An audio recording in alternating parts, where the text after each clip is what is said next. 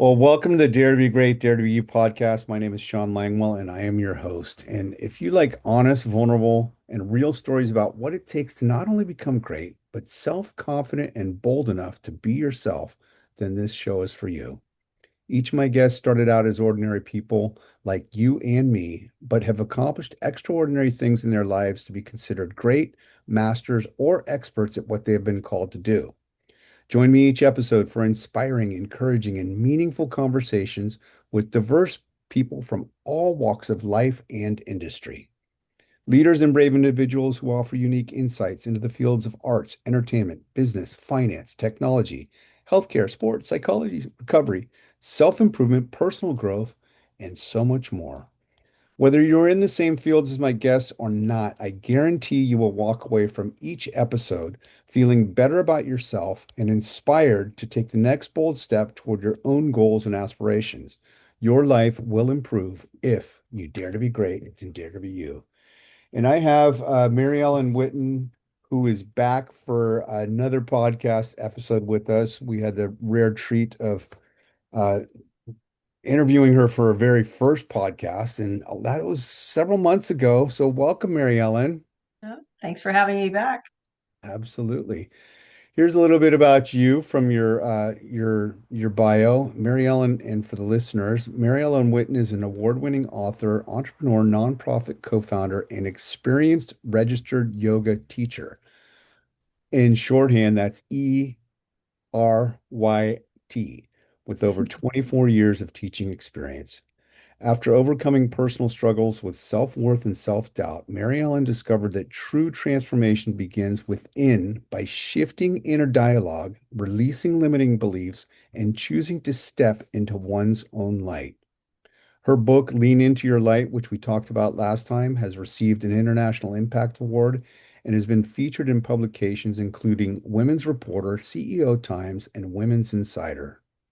Through her writing, teaching, and speaking, she inspires others to retrain habitual thought patterns, let go of the past, and create a more empowered future. She is also the co-founder of Recovery Transportation System and serves on its board of directors. Welcome, Mary Ellen. Thank you. Boy, that was a lot.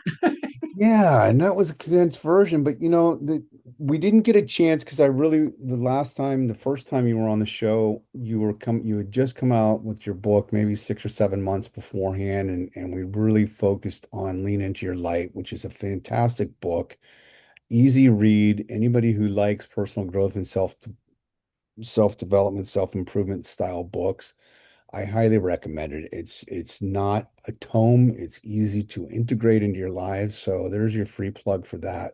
Thank you. And it's a good looking book. It's well edited and well written. And today, though, we're going to talk about something we didn't get a chance to talk about last time. And I'm just going to have you, you've prepared a few questions here, but tell us a little bit about what recovery transportation systems is.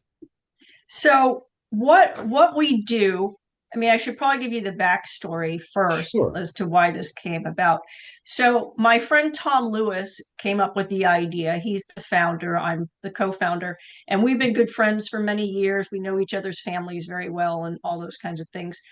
Well, unfortunately, his adult daughter and my adult daughter are both in active addiction, right? Fentanyl, unfortunately. And and this was years ago because we founded RTS this September will, oh my God, this September will be 7 years. So what we experienced through both of our daughters is when something would come up, usually court related, there were, arrests and things like that. And the courts give you basically a laundry list of places you have to go, things you have to do. Now, for you and I and our listeners, you got 5 places you got to be, you got to do all this. You just get in your car and you go, right? But folks in these situations have often lost their license. Perhaps don't even have transportation. Maybe they have transportation and it's not insured.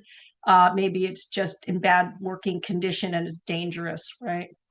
And before I experienced this in my own life because of my daughter, I'd be like, well, take a bus. you Hmm. know it's really not that easy to take a bus. all around. Well, we live in Sonoma County, right? There's a lot of rural areas, and it would take you hours and hours to get it. It's just not an easy fix. So Tom came up with the idea. He goes, I see Lyfts and Ubers all over the place. There's a solution. There's transportation to get people where they need to go. How do we tap into that? Hmm. And so we contacted Lyft. They have what's called a concierge program, and we learned all about it. And we reached out to a couple of recovery centers. And right now we've got Pura Vida. There's a plug for Pura Vida up in Santa Rosa, and Ben Pavlin, who's the founder up there, has said it's just been a godsend because it helps not just with retention, like on the business side of it, right, on that Hmm. balance sheet, but what it does for the participants, people wanting to get their lives together, and the very real obstacle of going, how am I going to get there? Right. How can I get to all these places I have to go? You don't show up to court. They don't care why you didn't show up. There's a bench warrant, you know? Right. And people, So, let me interrupt just for a brief moment because, I've spoken numerous times at the Sonoma County DUI class. Just, this year's my 40-year recovery anniversary, and that's one of the ways that I give back. But I don't think about that. They're virtual since the pandemic. They've created virtual, but court dates, you got to show up. I mean, I think they did some virtual stuff during the pandemic, but now you got to show up. So these are very real problems for people, especially if they lost their license. They got to figure out a way to get there to show up for their court dates and or other appointments, right? oh, yeah. I mean, there's not just that. So, you know, hopefully, this person is in recovery, which is a great thing, right? They're in some kind of a program, right? And they have meetings within that program, right? But there's more to life than meetings. Let's say, after you get out of your first 30 days are pretty intensive in an inpatient, but after 30 days, you're encouraged to get a part-time job, maybe 2 days a week. So how are you going to get to your interview? Or maybe you can do an online interview, but a lot of, um, jobs, especially if you're perhaps, coming back to the workforce after being out for a while, and you physically need to go there. Maybe you're lucky enough and you get a job at Starbucks or something, right? You gotta show up. If you've lost your license, most likely, you need an ID card. So that means you have to physically go to the DMV to get an ID card. You need Mhm. ID. Doctors, maybe you have a child and you are not living with your child because of your situation, and you want to go visit your child. you know all these things, you and I, we get in the car and we go. Right. And if the car's not working, you can call your own Lyft or Uber. The other thing is, these are folks who really don't have any money, like, Right. yeah. But yeah, um, let's talk about that because the foundation of it. So you and it's Tim or Tom, I Tom. can't. Tom Tom. co-founded this organization, and just to give the listeners a view, and listeners meaning people who would actually use the service and or future potential clients, because when you initially told me this at your book launch, I don't even know how we got on the topic, but I was like, oh my God, that is awesome because in my day job, I have a handful of quite a few transportation clients that we know, but that becomes some of the problem is this feeder system. We have a very robust transportation system along the 101 corridor and some of the feeder routes through Petaluma Transit and Sonoma County Transit and others down in Marin.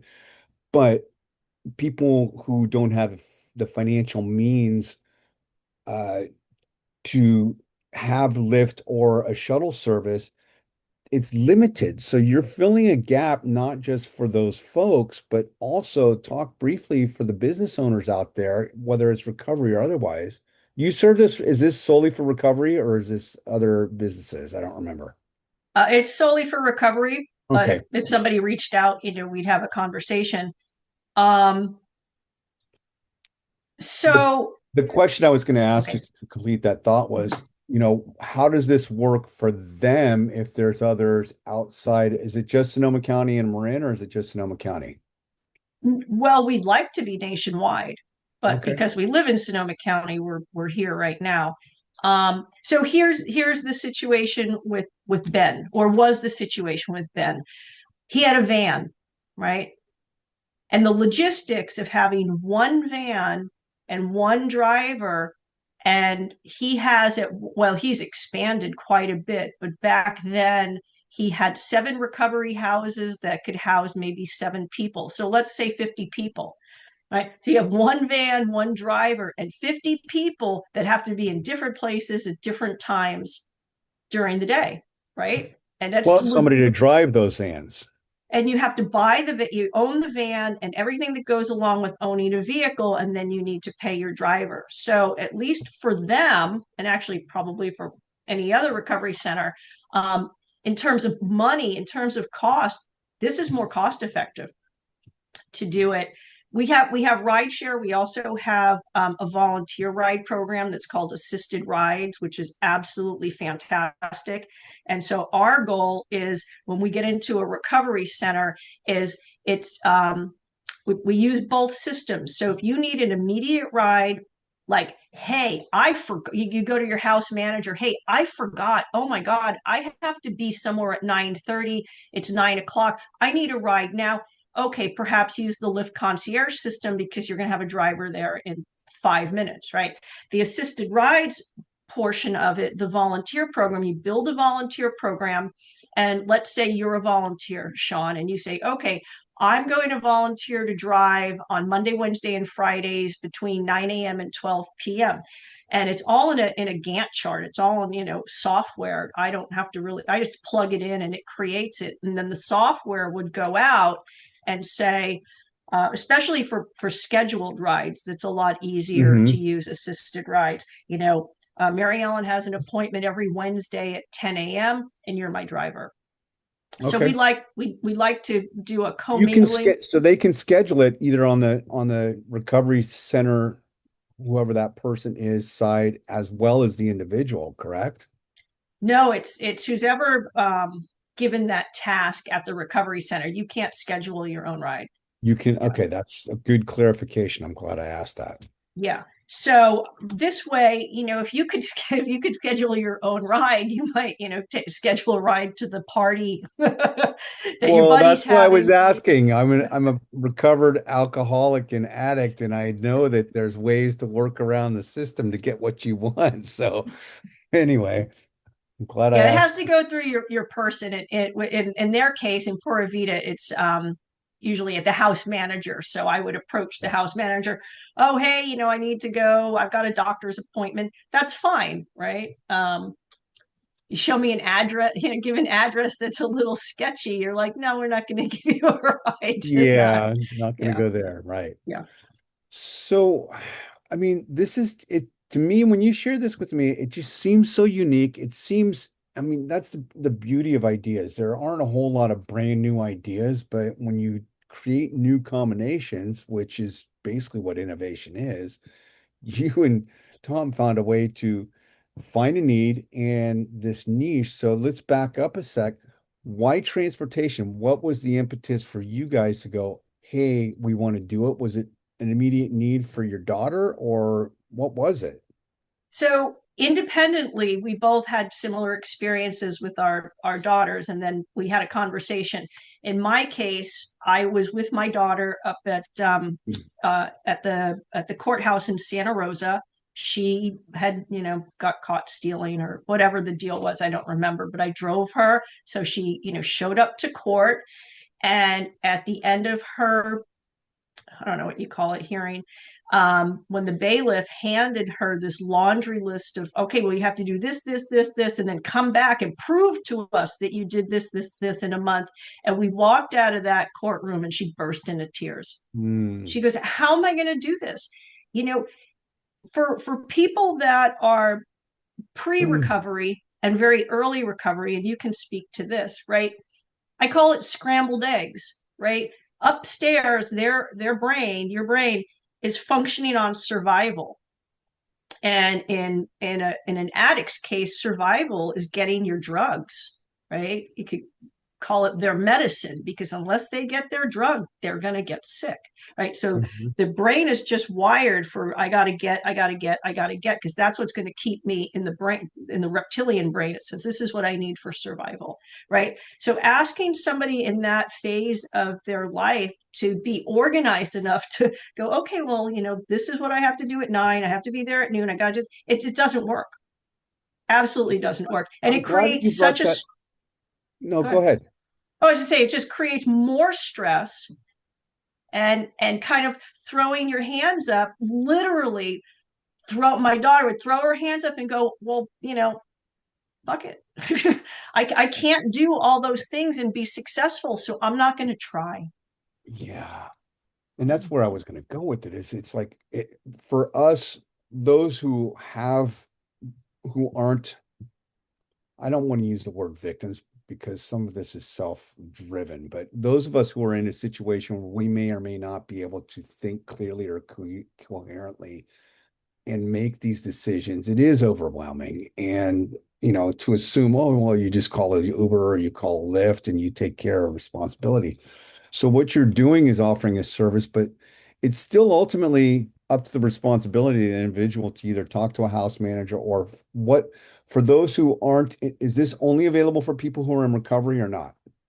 At this point, it's only available to people in recovery. My personal goal on the board is, it's all about money. It's all about funding, Sure. And and that's we where I was need going to go next. and So we need that. We've applied for some grants. We unfortunately didn't get them.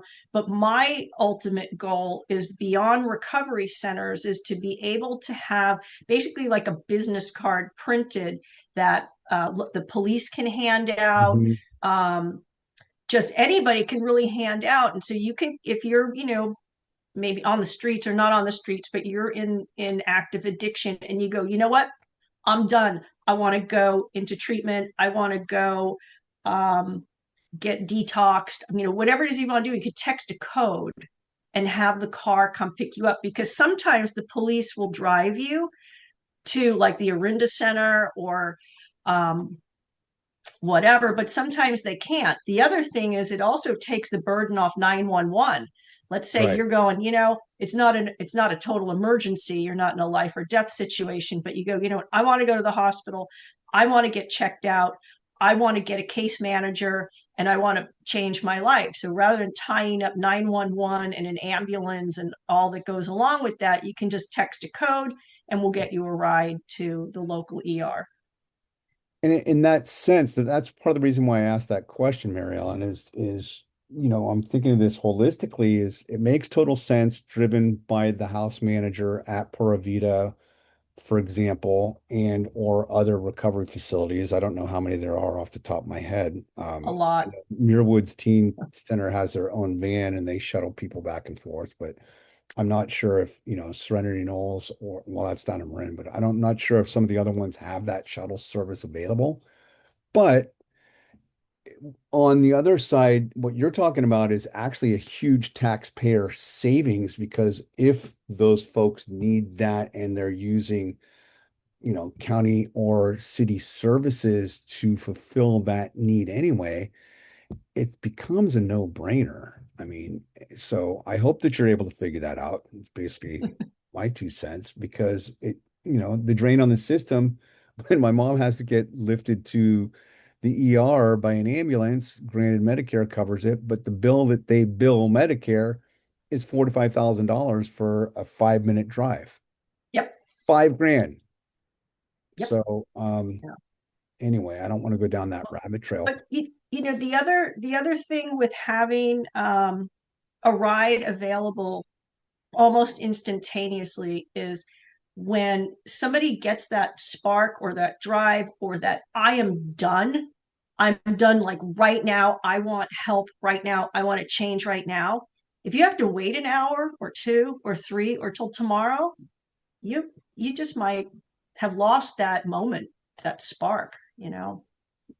Yeah, and the other side of this too, just to play devil's advocate, because I don't want to sound like I'm just being 100% agreeable, is that the folks that are there, I'm thinking back to my early years too, is I made the decision. I finally picked up the phone, I made the call, I checked in, I did what I needed to do, and I waited for my brother to get home, and he took me there. And fortunately, I had made the decision and stuck to the decision that literally changed my life. Um, but there are some people, I mean, I had to drop my car off across town to go get the oil changed. And, I didn't have another neighbor or somebody I could ask to give me a ride. I had to use an Uber. And it's $13. So that the other side of this is if people are so desperate, um, can somebody not afford 15 bucks to get to where they need to be? Yep. Maybe so. Yeah. In the case of my daughter and Tom's daughter, Mm, they don't have jobs, they can't work, they okay. don't they don't have cash. I mean, any cash they manage to get um, goes to, well, they have EBT cards, it goes to drugs. you know the story I want to share on that, it's Tom's story, but he's not here. So when his daughter, who actually was in recovery in the earlier days, actually at Pura Vida, so I don't know, this is like 4 years ago, her and her uh, person wanted to go to a meeting, to an NA meeting or an AA meeting or whatever up in Santa Rosa. And they looked it up and it was like, oh, okay, here's the meeting. And they managed to get themselves to Cleveland Avenue or wherever it was. They got there and there was a sign on the door that said, the meeting is moved. It's now across town. Now they don't have a car, right? So Morgan called her dad, Tom, saying, hey, we managed to get to this meeting. They've moved it. It's across town. We don't have anywhere to go. I mean, we don't have any way to get there. I give up. We give up. And Tom said, no, no, no, no, no, no, no. I'll get you a lift. And he got them a lift, and, they got $13, $15, not a lot of money to us. And they managed to get to the meeting. So that's where the instantaneous, or the immediacy of these rides can truly make the difference between using and not, or maybe life and death. Yeah. And so I don't know. I mean, this is proprietary. Is this set up as a nonprofit? I don't remember. Oh, yeah, we're a 501(c)(3). Recovery Transportation Systems, if anybody wants to go.org. Yeah, and that's what I was going to ask next. So that, Check us out. yeah. So Yeah. if anybody out there listening is in the recovery space and wants to look this up, definitely go check it out. Recoverytransportationsystems.org, not .com, right? Yes.org. So we are in talks with DAC. Are you familiar with DAC? The Drug I'm and not. Alcohol Alternative Center. There's one in Santa Fe, but the one in Santa Rosa, they're for Medi-Cal, basically, for Medi-Cal patients. So we're in talks with them. They're very, I mean, everybody wants what we offer. They say it's a no-brainer, but it comes down to money, to be honest. It comes down to funding, um, and getting So, grants and things like that, because transportation costs money.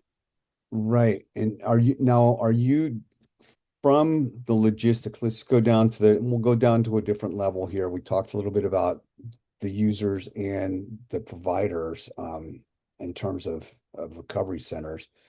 In terms of logistics, do you have vans? How does this work? Just kind of walk us through that. No, no, You just, it's all online.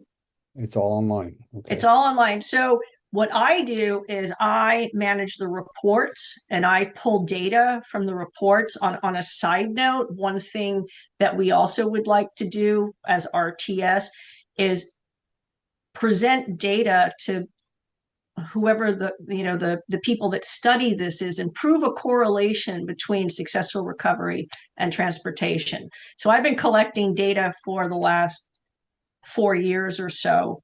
We've had some terrific conversations with addiction specialists at UCSF, even on the East Coast. I can't think of his name at the moment. It was a bit ago. So that's on the back end of what we want to do, and hopefully then, there would be more funding via the city, the county, the state. Forget the federal government right now. Just to recognize it's an integral part of recovery. And then I have some notes, so because I wanted to make sure I said this right. And you were in recovery, is consistency is everything, right? So when somebody Mhm. can get to all their appointments, counseling meetings, work, maybe they're on probation and they got to do check-ins, medical appointments, and they build momentum. And then the transportation obviously supports employment, and employment supports dignity, right? So besides compliance with court requirements, with prevent setbacks, it supports community connection, which reduces isolation, one of the biggest relapse factors. But I love the idea. It's not just an idea, it's really a true thing.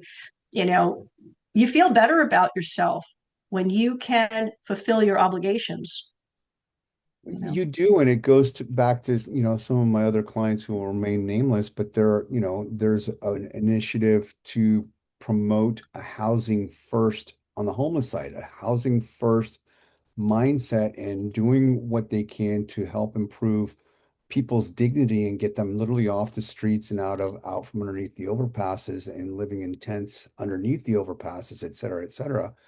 That housing first model, as soon as that happens, there's a certain level of dignity that happens, and there's some data to back it up. I'm not going to sit here and quote stuff off the top of my head, but it's, the recidivism rate of people going back out, either not necessarily for drugs and alcohol, because that is a major contributor of homelessness, but it's not the only thing.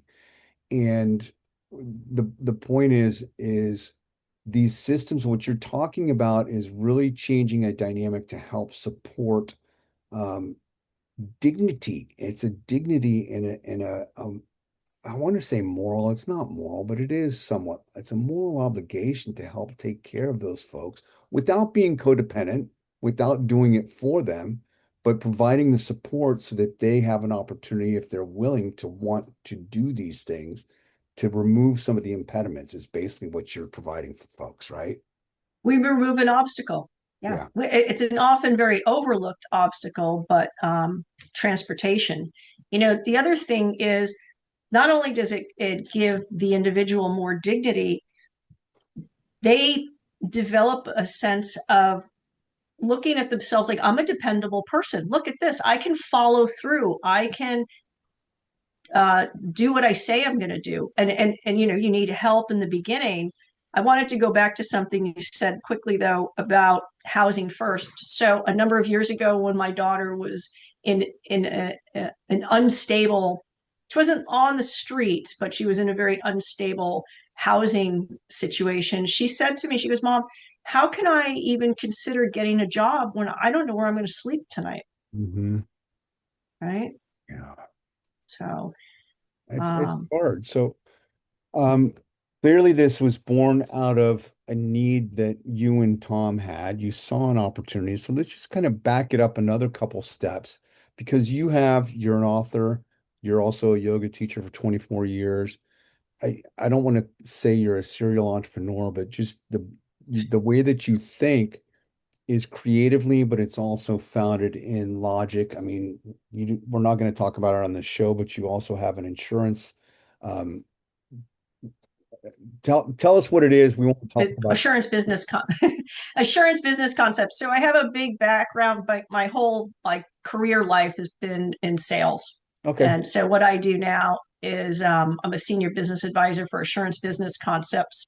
And as I mentioned earlier before we started the podcast, we help. And if you start a business, you've got an EIN, right? And you're Hmm. building credit whether you know it or not. And so most people start a business and you use your personal funds. How else are you going to do it, right? But you want to separate that as quickly as possible. You don't, I had to sign when I owned my yoga studio and I got an SBA loan, I had to sign my house as collateral to that Oh, loan. yeah. And then 2008 happened. So that didn't turn out good for me. So really Yeah. important to separate. A little off topic here for recovery transportation systems, but yeah, No, I do but that the as well. point is that where I was going to go with the question is that you have this mind that what I gather from I don't even know you that well, but what I gather from you is you've got this sales background, but it's a service mindset as well. Of you're seeing opportunities out here and you're a connector in a lot of ways. So while we have a few minutes left, This is an opportunity that I offer most of my guests is if there's something that you're passionate about that you want to put a call out to folks that either you can, without being blatantly self-promotional, but where you might need help, with the grant writing, you got turned down from a couple grants. I understand that, the bulk of our public transportation system is funded by grants, mostly from the state of California, some from the federal government. And if those grants go away, public transportation goes away. You look at SMART, you look at the buses up here in Petaluma. Most of them are kids ride free. A lot of them are vets ride free. A lot of them are seniors ride free. And some of them are just the Petaluma Transit is now free for anybody. You know why? They got a grant. Well, that's what I was saying. They got a grant. So Yeah. this is in that realm, only it may be a much smaller microcosm. A lot of the public transportation serves students and seniors, and there's various obstacles and impediments for seniors being able to access it, and other people with various handicaps or disabilities, et cetera, et cetera. But the point is, what do you need and what would you like and what is your vision? Those are three questions. Okay. So for anybody watching this or listening to this, if you have any ideas that you feel would serve us, just reach out on the website. It's info@rtsusa.org. That's our email address, info@rtsusa.org. Anybody that could lend services with grant writing, that's not something obviously we're very good at. It's not something we've been we didn't go to school to be in nonprofit. Having said that, Tom's daughter Nicole, who's on our board, did go to school specifically in the nonprofit world, and she works with other nonprofits besides RTS. But she doesn't have the time to do the grant writing because she's Mhm. got her other full time gigs. Um, Donations are graciously accepted if you feel empowered, and it's a tax deductible donation because we're a 501c3. But my vision and our vision for RTS is to be able to serve locally to start, and just get across the country so there's never an excuse for somebody to not be successful because of transportation. Yeah. And I like that. And we're going to end on that note too, Mary Ellen, because we could probably talk about this for a long, long time. Yeah. But I'm glad and grateful that you're able to come on air and we actually had this conversation live that we can share out there with the world because neither you nor I know who is going to read this and or listen to this or watch it, not read it. Um, but stranger things have happened. So that's one of the purposes of why I created this show is, as I mentioned in the intro, I want people from all different walks of life and industry and backgrounds. And what a lot of people don't understand is that's why I was drawing you out and the different things that you do is we are not silo people. We have all these different things as human beings, and it's so easy for us to go, oh, that's the person that we need to go to for taxes, or that's the person that we need to go to for recovery or whatever. We're not. We're dynamic individuals. So by you sharing this on the show, we got an opportunity to expand that and reach out to other people who we don't even know yet. And I have no Future stake. friends. I have no stake in this whatsoever other than having a conversation that may be helpful to people. I'm not monetizing this podcast. I don't have any intentions to. I want to have real conversation with real people like you and do what I can to make the world a little bit better. And if it's transportation, say your line one more time because I want to end on that. It was really, really tight and to the point. Transportation. Recoverytransportationsystems.org. No, no, no, no. You said this is basically what your mission is. You provide. Oh, yeah. Well, we remove the obstacle of transportation so you can have a successful recovery. There you go. Yeah. That's what for. I didn't want to put words in your mouth because I'll botch it. And tell people where they can find your book since we're going to wrap up here. My book is available on my website, which is my name, maryellenwitten.com. It does take you to Amazon, so you can go to Amazon and it's Lean Into Your Light.